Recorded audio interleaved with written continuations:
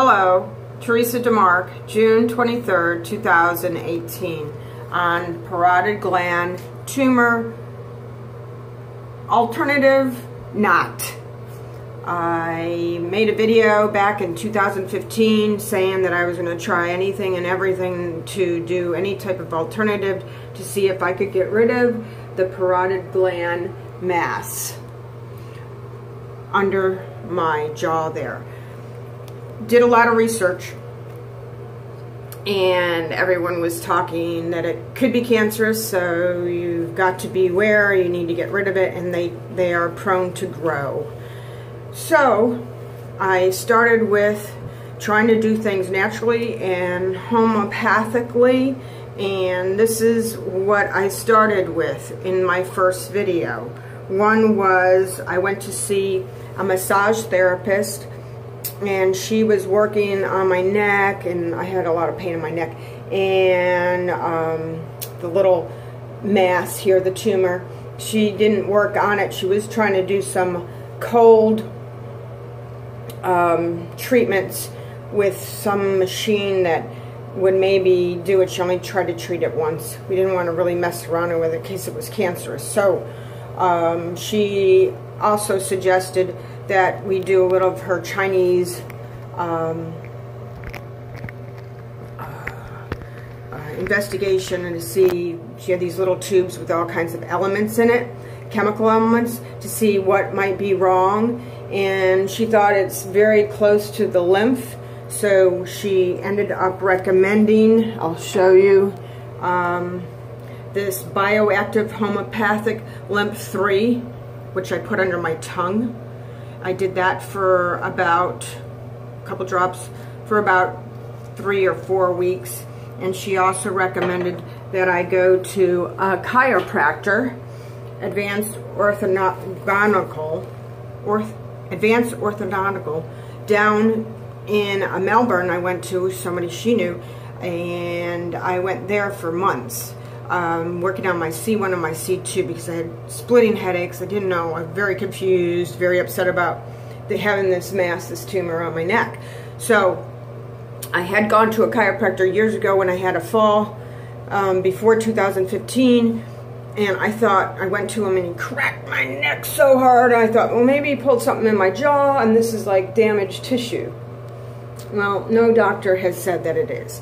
So I went to the C1, or the chiropractor, for the C1 and the C2, and the headaches did go away, my neck felt better, and that didn't make the mass go away. So we took it to the next step, again trying not to do anything. I'm trying to avoid the surgery.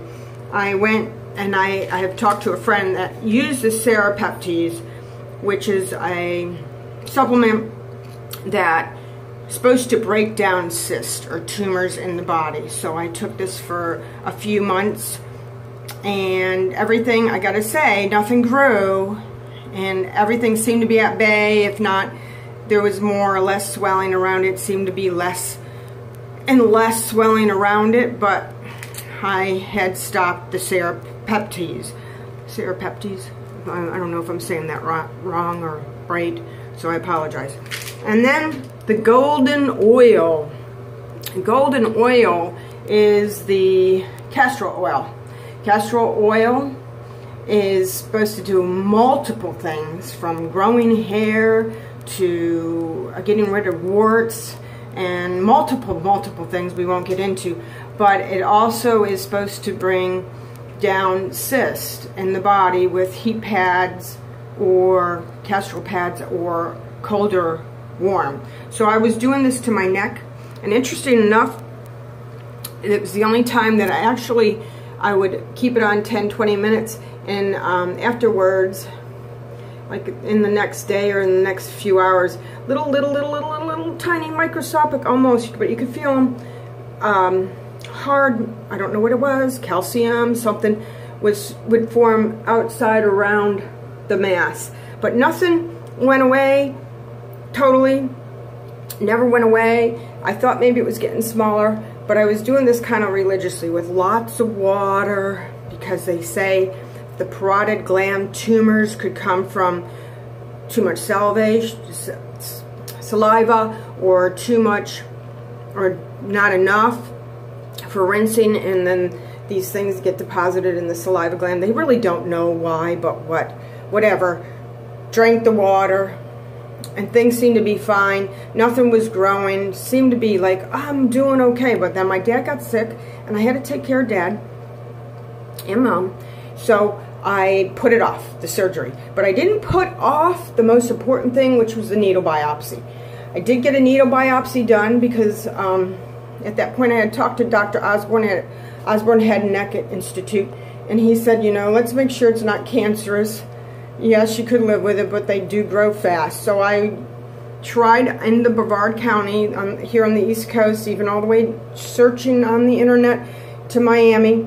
Everybody was like, we're not just going to do a needle biopsy, because I had a prescription from Dr. Osborne for a needle biopsy. They all wanted me to come in. Some wanted me to go to the hospital. You're talking thousands of dollars that the needle biopsy could have ran. But I went to Bradenton, an ENT out there, wonderful lady, I can't remember her name.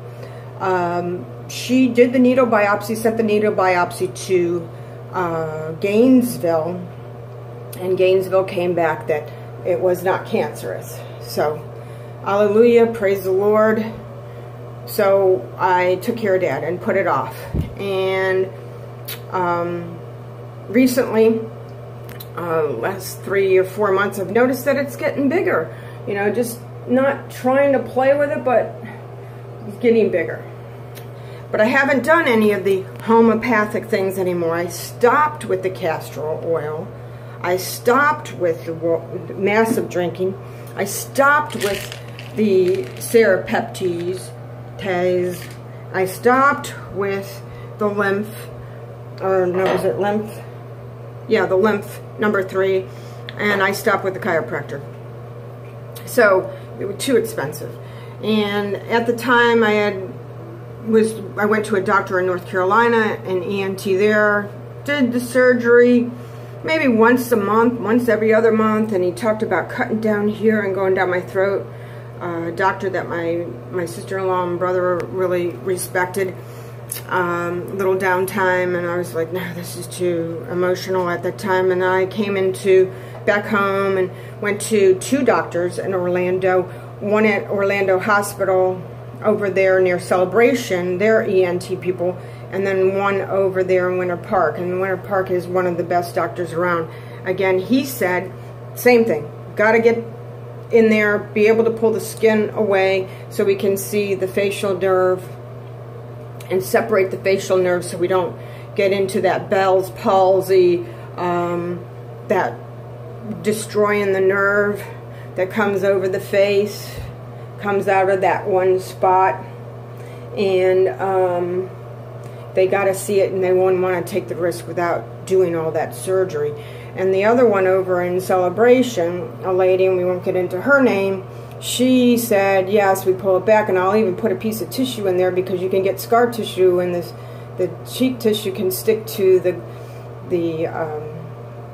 saliva gland, and they can grow together, and then you could have other complications. And I'm like, okay, that sounds lovely. I think we're going to schedule surgery, and I ran from that one as quick as I could. So I paid about $500 to have Dr. Osborne come out to Orlando. He does that. He meets people. And I met with Dr. Osborne, but prior to that, he wanted me to get a CT scan and an MRI so he could look at that and make sure he knew what he was really looking at. So I got, I had a shot for a CT scan, and no one locally would do that without making an appointment and going through a new doctor so I could get a prescription. So I talked to Dr. Osborne about getting a CT scan, and he gave me a prescription. And the prescription said I needed a CT scan with and without contrast. So I found a place over in Orlando, not too far from 417 and the East-West Expressway, right off the East-West Expressway, and it was about $275 or $300. with and without contrast. So I was like, okay, I can deal with that. So I got that done, and then he gave me a prescription he wanted an MRI, a soft tissue, with and without contrast again, and I was lucky to find somebody in Melbourne, close by home, to get this done at university. And they charged me, because I didn't have insurance, they gave me a cash deal of $350, which was amazing and awesome. I didn't have to see another doctor to get that done. So I got my 2 scans done. I got to see Dr. Osborne. He said that no, he wouldn't have to cut down into the throat and do that extra, it almost sounds like 4 inches, but he'd just go what he calls a mini incision on his website. Check it out. But then, because my dad got sick and then he died, I put this off, and then I thought, oh no, it is growing. I had stopped all the homeopathic things that I was doing, and you know, I put it off because the needle biopsy showed I was okay. And I didn't want to go through this worry about facial nerve damage, paralysis, the Bell's palsy thing happening. I've never had surgery on my face, so I'm a little stressed. Anyway, I got a hold of Osborne, Dr. Osborne, Osborne Head and Neck, again, Institute, and they said, no, we just can't do this. We got to have another MRI. So I had another MRI done with my insurance this time. More money than the cash deal I had done. It was like $380. So now you're talking over $1,000 for the 3 MRIs, or, you know, the 2 MRIs and the 1 CAT scan. So got that, sent that over, overnighted that to Osborne Head and Neck, and he's like, yeah, no, it's gotten bigger. A little concerned it's going to be a little bit more, you know, bigger means more complicated, but let's, you know, it is what it is. And I'm thinking, let's get it done. I've been praying about it, asking for guidance. I tried to do it the homeopathic way, and nothing has changed. It's only gotten worse. So I am looking for surgery next week.